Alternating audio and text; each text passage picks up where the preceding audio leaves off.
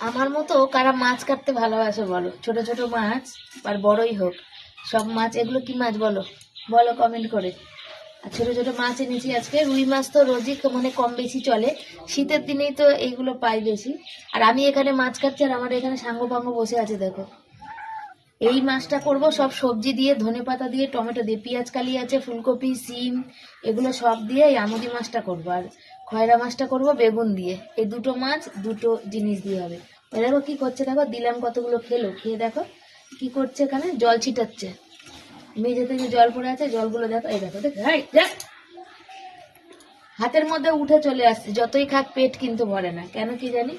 এই দেখো মারামারি করছে, দুটো তিনটে আছে এখানে এক জায়গায় একসাথে মারামারি করছে, বুঝেছো?